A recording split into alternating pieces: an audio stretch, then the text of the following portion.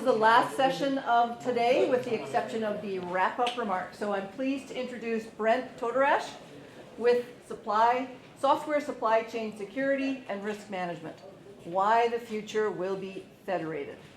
So Brent has been working with WordPress since the days when it was still called V2, and I've learned that that was a long time ago. I didn't know that. He was writing COBOL programs, wow, on punch cards. I remember the punch cards in high school.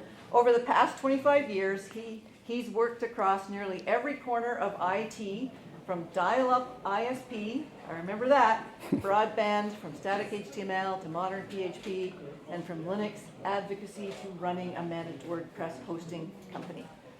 Today, he co-owns and operates a WordPress-focused agency in Winnipeg, while also contributing to projects like AspirePress and the FAIR Web Foundation to strengthen WordPress's package management ecosystem. I will let you take it away. Thank you. All right.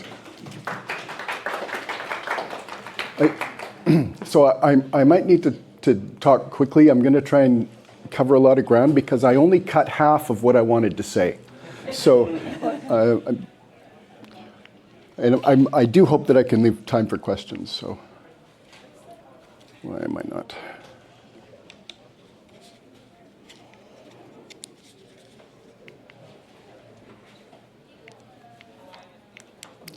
This worked like 20 minutes ago.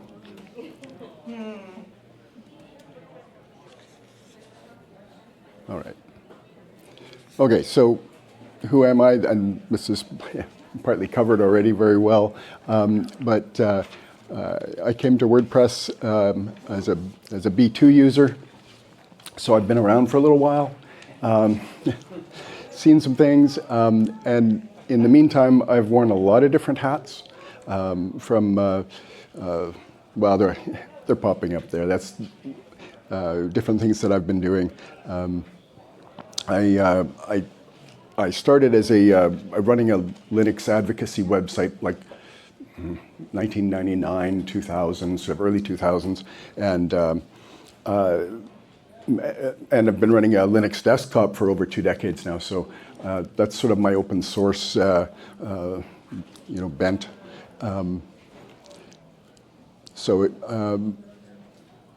Early 2000s, I started a WordPress site. It was a very kind of a niche site, but I just started writing for me, as bloggers often do.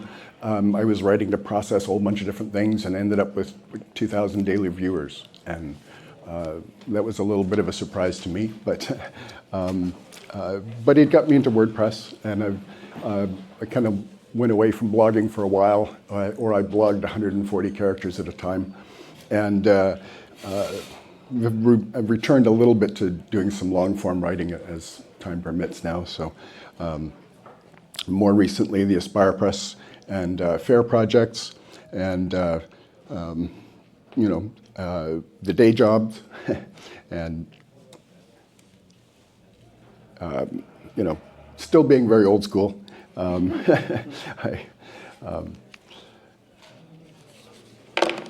just have to give up on that. So we're going to explore why I spent the last 12 months working towards decentralizing WordPress software distribution.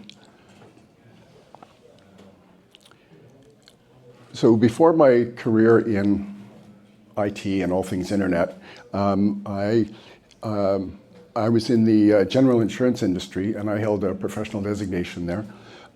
So one of the things that I learned in moving into managing IT projects and managing risk in IT is that risk management principles are fairly transferable. And obviously, the first step to managing the risk is to identify it.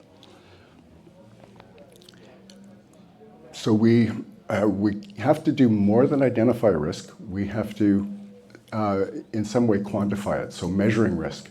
And in risk management, we do that in 2 ways. One is frequency. That's sort of the statistical word, how often something occurs, but think of it as probability. How likely is it? The second measure is severity, or impact. How bad could this get?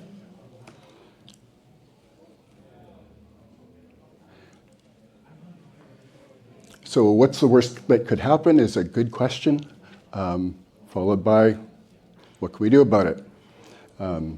I put in some cartoon slides because it's, end of the day and I want you to stay awake. So actually managing the risk starts with mitigation strategies to reduce both the probability and the impact of the, quote, bad things that could happen.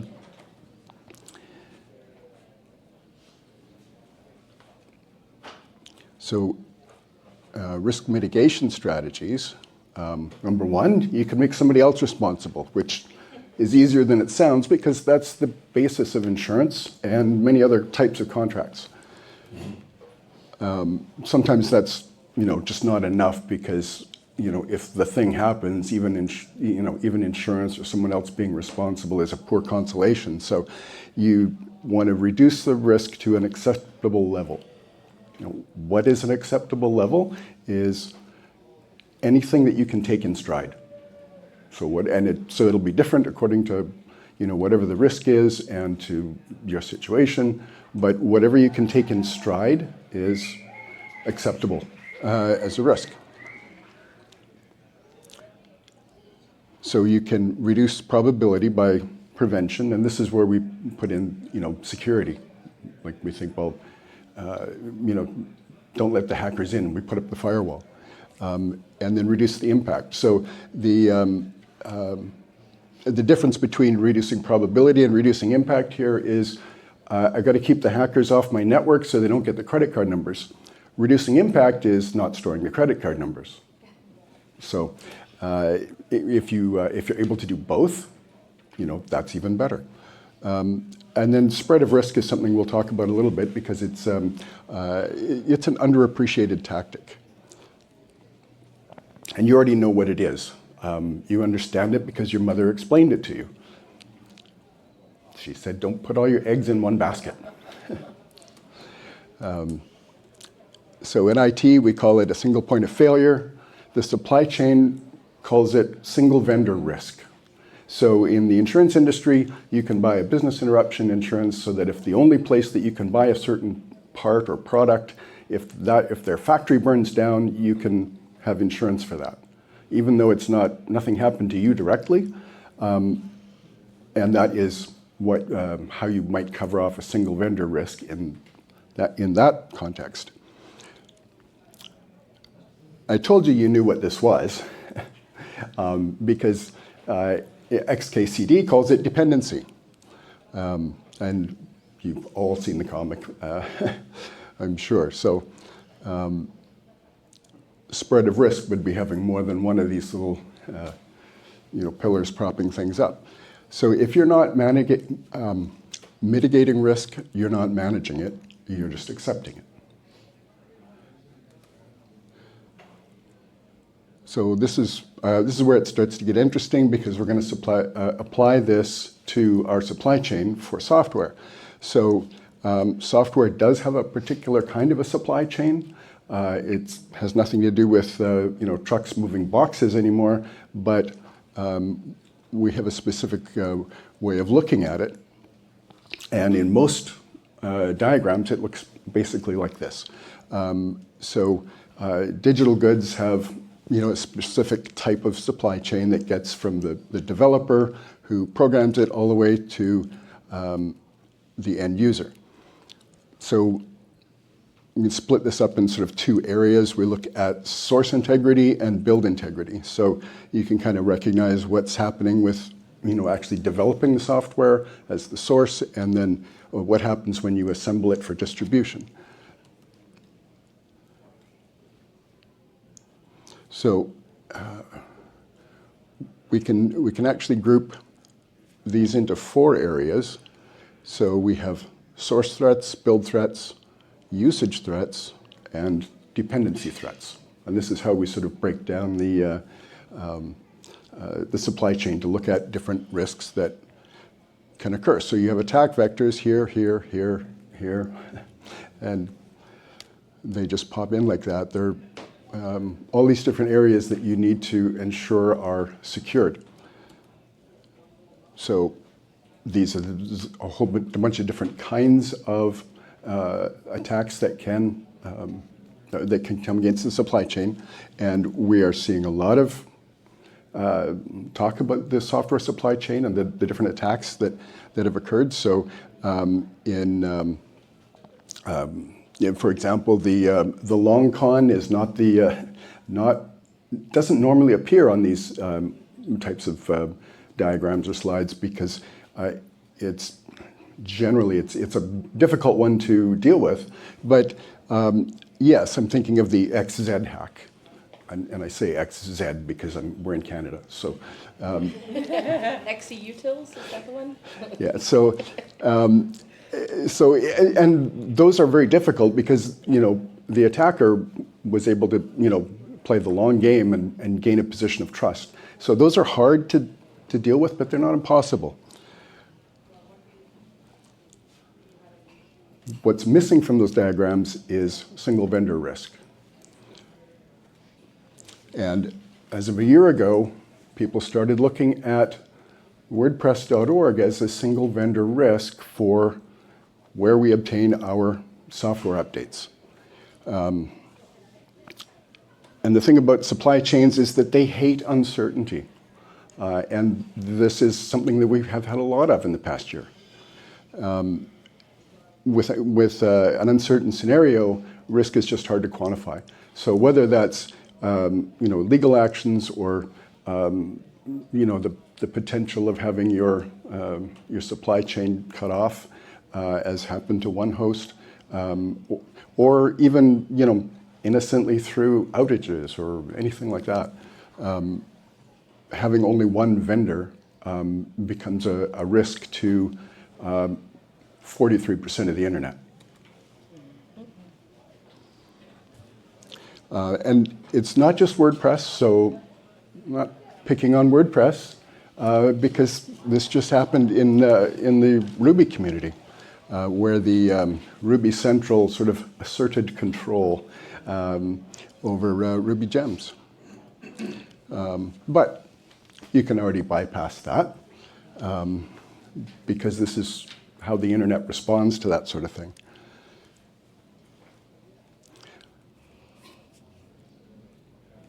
So centralized repositories, centralized attacks.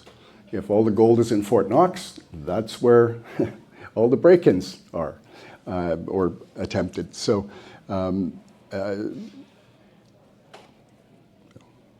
so in this case, we're looking at the NPM attacks, and here GitHub stepped in and did some hardening to the supply chain, even though they weren't the primary attack vector. Some of the attacks were using GitHub Actions, and so GitHub stepped in and made some improvements there.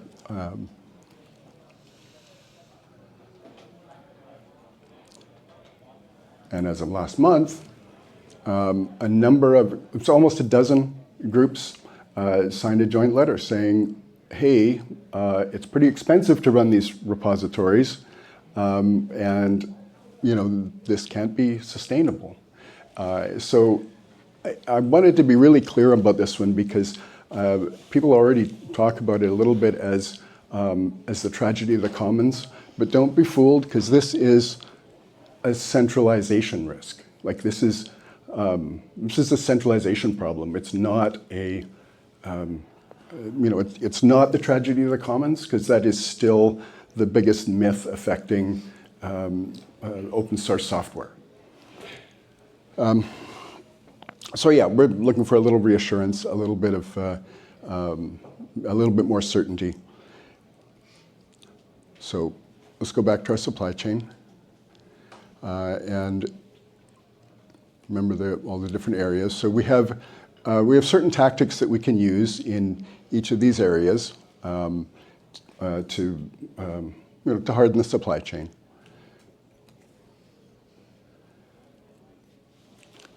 But WordPress has a very different kind of supply chain, and you can see here we've got 2 extra steps in the build stage, where we've got the plugin review team, which vets all of the packages, plugins, and themes, and we've got the official Subversion repo, which is, in most cases, that is now separate from whatever developers are doing on their own, because developers prefer GitHub or Git or wherever they're using. Nobody really likes SVN, so this is a way. The result is that we end up having 2 repositories for each package that is distributed, and all of that's internal to .org. So we have the same threats and the same attack vectors, but now we have more surface area because we've got 2 different repositories now that could be attacked for the same package. So this sort of spreads out the risk, but it's still in the same chain, so it doesn't give you the benefits of spreading risk. And so the issue here is that we get a bit of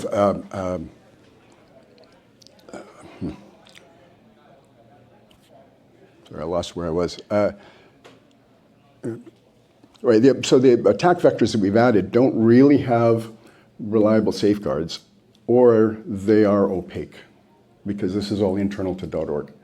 And so there are, some people within our community that have much more insight into this than, the average person, or anybody that's sort of outside that may be relying on it but don't really know to be able to say, yes, I trust that level of security. So where did we get this, or how did we come up with this, is really more of a when question. So if we go back to, around 2004, which we talked about a little bit in Matt's session this morning. So back then, software was on centralized sites. So you went to 2cows.com, or you went to download.com, or whatever, and that's where you download all your software. And you probably did it with an FTP client, which sends your password in plain text, because this was the early 2000s, and people are going, oh, well, probably no one will notice. And the times have changed. So Subversion was dominant right up until 2010 as the for source code management. Agile, which most of us in the dev world are very familiar with, and it's just kind of the normal way to run a project. It hadn't really gotten traction. We're still using waterfall methodologies. And those kind of reflect the systems that are designed for the cathedral rather than the bazaar. And this was an issue. So what we had there was the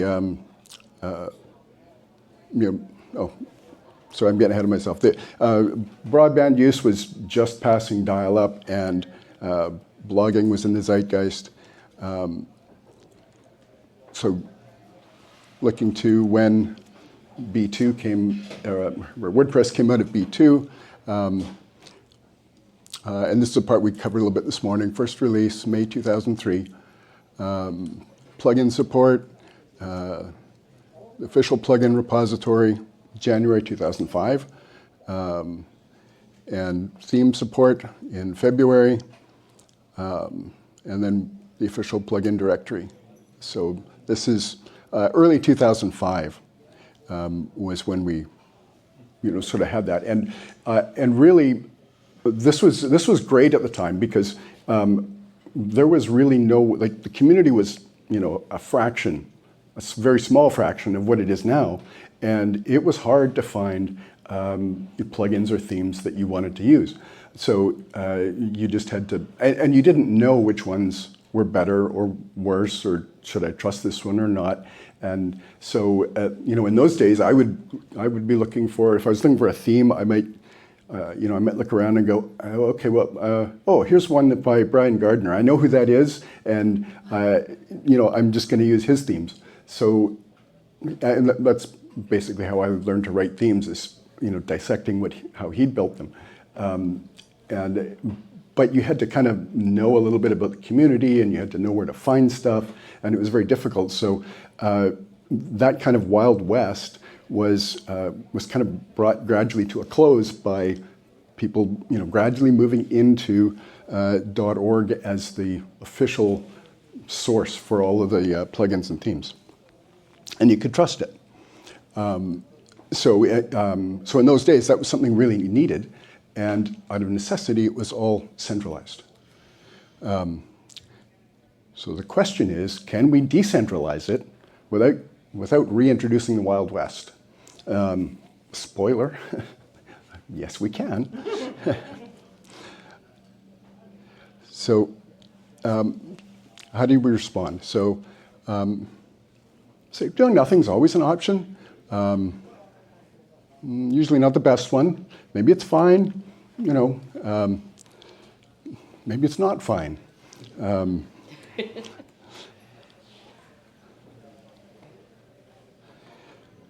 Because doing nothing would be accepting the risk. And we have a number of different risks. The fact that we've got a larger surface area for attacks, we've got some opaque protection, or we don't know. And the biggest one, single vendor. So as of a year ago, AspirePress was founded by Sarah Savage, who had this idea to do federated, independent repositories, and just have them, anybody could, set up a mirror or set up their repos and list their packages, to be distributed. So started work on it, and that's when I found the group, and not founded, but I found the group.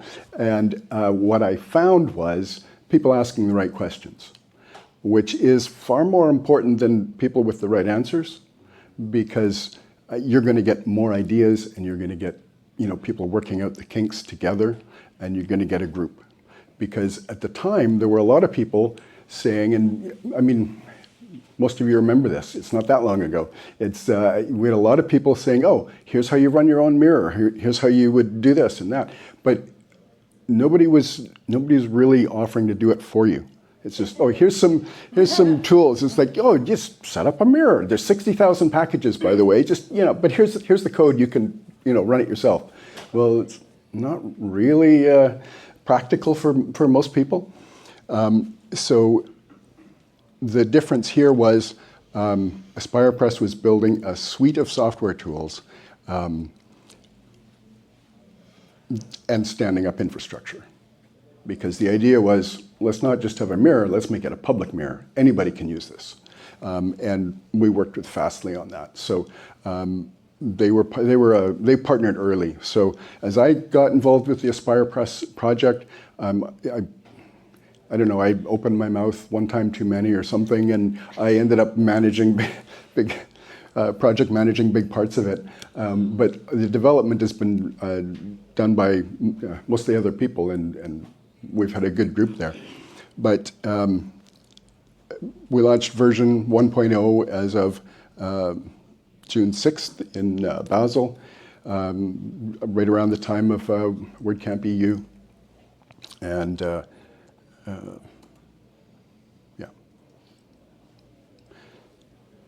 At the same time, early this year, talks sort of started just quietly and online in different corners about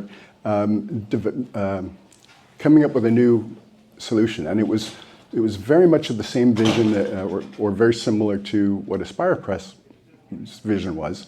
And so we kind of naturally got involved with those discussions. And FAIR was born out of that. The Federated and independent repositories was formed under the Linux Foundation, which has around 1,000 projects.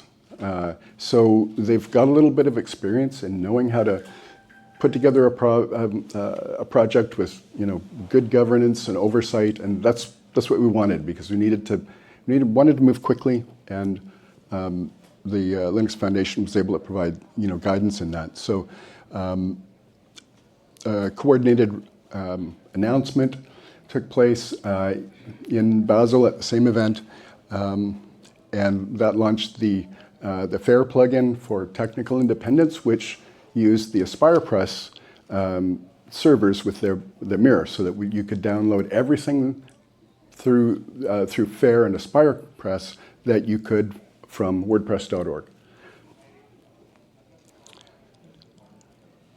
A couple of weeks later, it was announced at the Open Source Summit in Denver. Yes. And response to that was overwhelmingly positive, both from within the WordPress community and from a surprising number of groups and organizations, people outside what we call our community.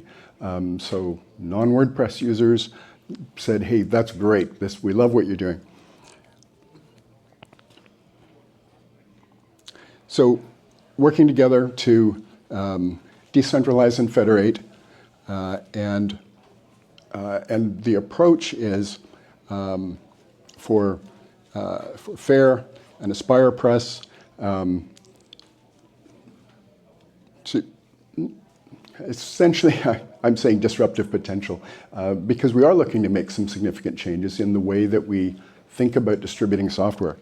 And the FAIR approach was creating a general protocol with WordPress-specific application to it.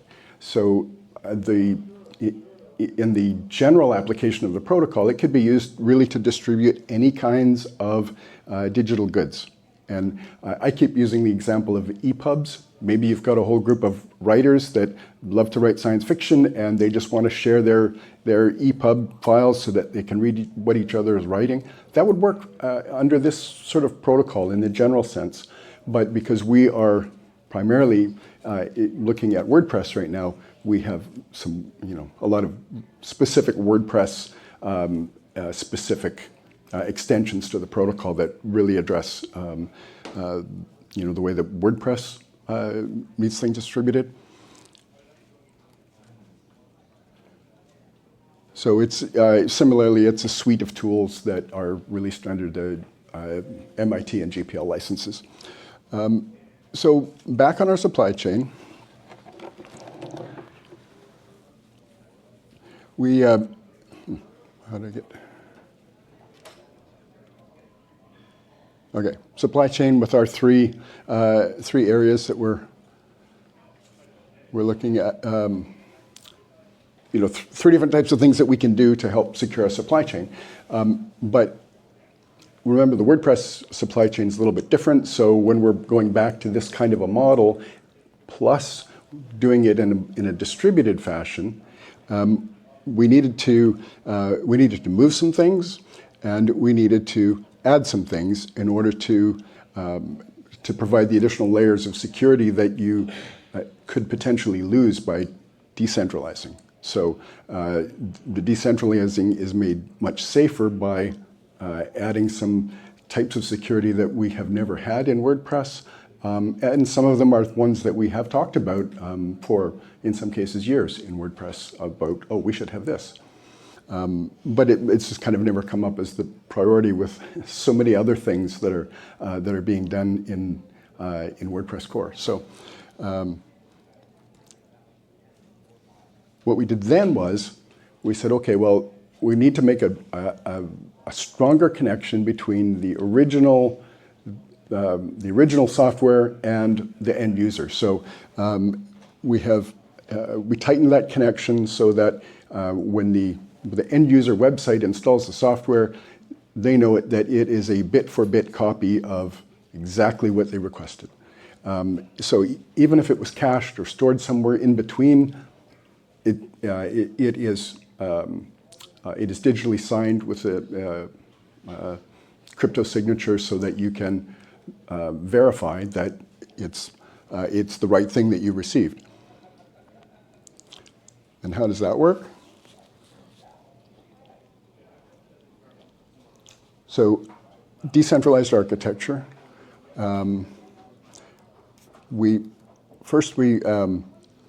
add some stuff to the package. So, as I said, it's signed. It uses a decentralized ID so that we can always refer canonically to the same package. It's got a provenance document that has attestations that the developer could make about the package, and many of these can be verified. So the DID can be verified if you have set up a domain alias for it, and that's already in FAIR. So as I kind of go into this part of the talk, I want to be cautious not to overstate what is there today versus the things that we're working on. But it's important that I sort of present the direction that we're going with it. So a lot of this is in place. A lot of it is underway, and some of it is future plans. So I may not always point out which one is which, but can clarify. So aggregators like Aspire Cloud can point users to all the available packages, and these can appear right in your WordPress dashboard, just the same way that you've always looked for plugins and themes. And it can do all of the checks to verify that what the publisher has said about the package is accurate. So verify the checksums and all of the different things and say, yeah, this looks good. We can do some code scanning. So there's a lot of these checks that are being done on .org now, and Matt talked about some of them this morning, but looking at the same approach. So we've already got a good list of things that are checked for in the WordPress repo, and we can use the same ones and extend them.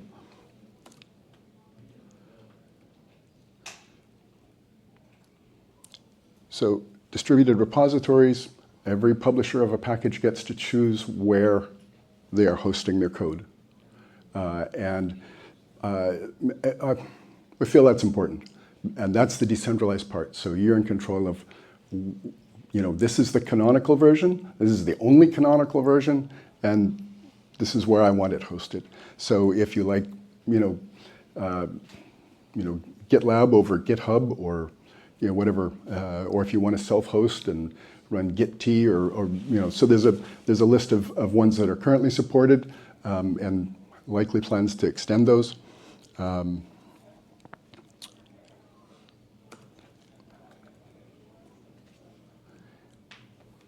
And again, installation comes directly from the canonical source, and the signatures are validated before the install happens. So whatever else happens, so we can assign trust, examine the trust signals and apply a label to say, yeah, we trust this package.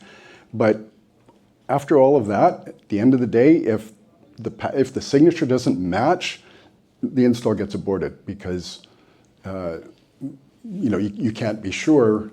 There's not a lot of certainty that you can, nobody really wants to put down 100% on a lot of these assurances, but this one, the signature, you can validate. So that gets the right to override any of the other trust signals that we were looking at. So labeling packages is something that we looked at Blue Sky. And when I say we, a lot of this refers to Ryan over here, who's done a lot of this work in writing the specs. And Mika Epstein has written a good chunk of this part of the spec as well. So we looked at how Blue Sky does it and said, well, this is a good model. and they've got some protocols for dealing with it, and so we can just sort of appropriate that for a version for FAIR. So, for example, we could have a community labeler which provides additional information beyond what FAIR provides. So there's just like with Blue Sky, there's a hard-coded sort of a trust labeler that everybody gets from FAIR, and then everything else after that you could choose to subscribe to. So if you wanted to subscribe to a CVE list, you could potentially do that. And if that provider gave you an API for a free version or a paid version, you could put in your API key and upgrade and get a different level of service perhaps. So this is the sort of architecture that we've envisioned. And for that, there could be any number of providers. But in particular, and just in a couple of weeks, we'll be doing a hackathon at CloudFest in Miami, where we're going to start building this with PatchStack, who is sponsoring. So we're going to start building this piece to allow your WordPress dashboard, or some means of seeing whether our CVEs listed. Do third-party things like we didn't collaborate on this, but meets WCAG 2.2. So if you wanted to provide a label like that, you could do that as a third party and say different ways of categorizing all the packages. So if that was a requirement for you, you could filter that. Or just sort of general curating lists. So if you have a trusted reviewer of plugins, you could have him give you a thumbs up or thumbs down, and the idea there is if you wanted, you could configure it to not install anything that he gave you a thumbs down. So it's got to get at least 3 stars from Hank, or you don't install it.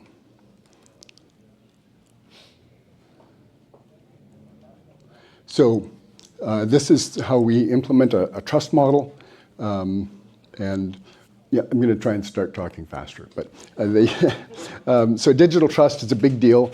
The Web of Trust map is, come on.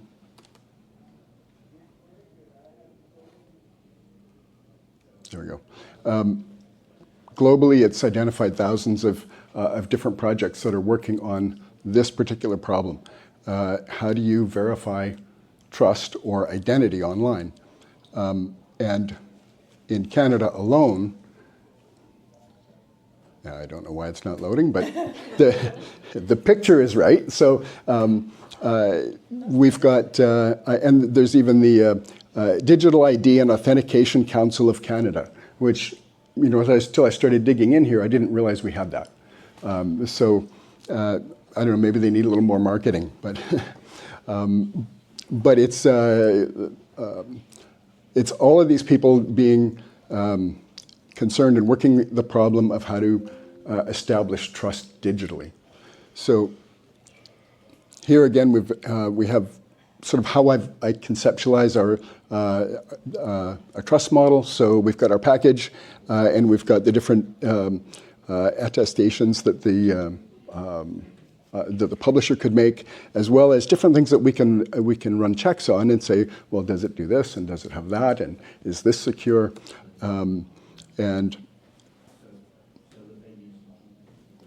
So one of the things is the SBOM, which the SBOM is the software bill of materials. So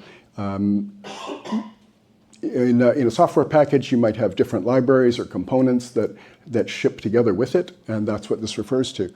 In the EU's Cyber Resilience Act, these SBOMs are a requirement that will be coming into effect sooner than we probably realize, because unless you've been following it, and if you haven't started towards it, you're behind.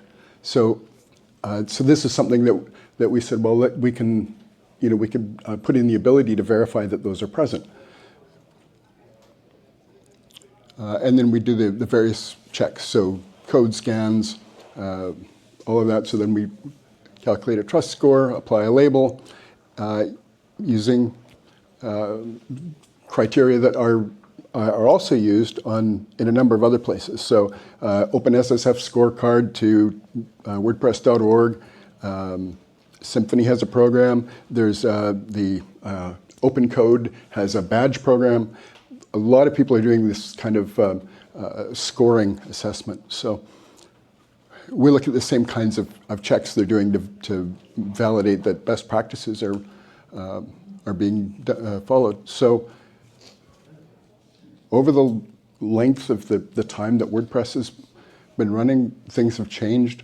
We structure software projects differently. So we've gone from waterfall to agile. We organize our development teams differently. Now we are, not in cubicles. We are online and asynchronous and decentralized. We do source code management differently. We've gone from CVS to Subversion to now Git. And we even use software differently. So does anybody have actually an installed copy of Microsoft Office? We don't do that anymore. So this gives us an opportunity. We should distribute software differently. And we have the opportunity to democratize the publishing of software. And this is brought about through decentralization. So why the future will be federated, distributed is the natural, healthy state of the internet. Has always been. This, don't expect you to read it. It's just there if you want to download the slide later. But David Weidenberger in 2001, I think, described this as, this is how package routing works. It's basically like if you wanted to drive from New York to San Francisco and you did it by driving from one gas station to another and asking directions at every one. And each gas station will tell you, well, yeah, I don't really know, but if you go to that gas station and ask again, you'll be closer. And it turns out that actually is more efficient and it's more robust. Because if you had a centralized spot for all of the package routing of the internet, one hiccup would bring down the whole system. So it's more robust that way. And that's by design.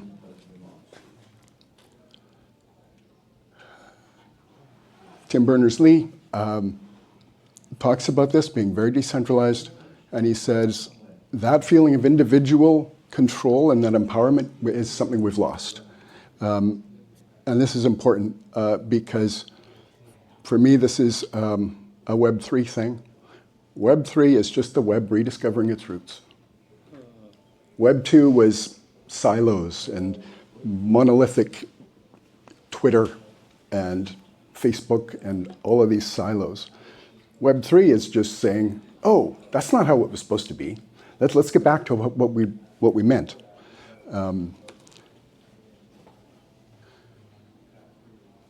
Secondly, the web has always been a starfish and not a spider. With a spider, a spider is a WYSIWYG organism. What you see is what you get. You got a head, you got a body, and some legs. You cut off the head and it dies. It's very straightforward. But a starfish is a decentralized organism. You can cut off its arm, you can cut it in half, and you'll end up with two starfish. And that is the beauty of a decentralized organism or a decentralized organization.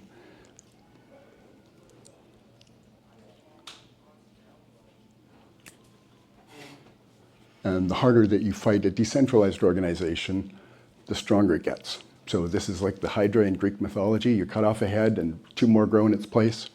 And if you don't believe the analogy, ask the recording industry about how they shut down Napster and then there was no more music sharing anymore because that worked out so well. Can you wrap it up, please? Brent? Yes, I can do that. We're waiting on the main plenary as well, so if there's a last wrap up that... All right, so centralization brings zero network value. network value is something that you may have thought of this as Moore's law and stuff, but Beckstrom's law actually provides an economic calculation to the value of a network. But if it's decentralized, there is no network to value.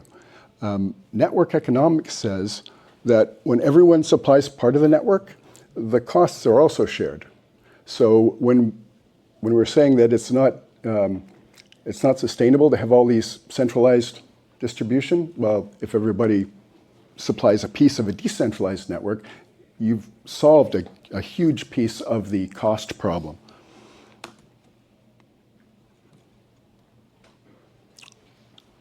So I have to quote Linus because he was talking about Git here, and the reason that he refused to use CVS or SVN was because it was not distributed. And the Linux kernel development was distributed, so he wrote Git for that reason. And lastly, it's time. The innovation tends to happen when the time is right, and when you see a whole bunch of people working on the same thing from different angles, you know it's coming time. And that's what we see with the digital trust work that are being done. Can you make a final statement, please? I can. This does have to end now. The ethos of the open web is decentralized. And final slide. The future will not be centralized.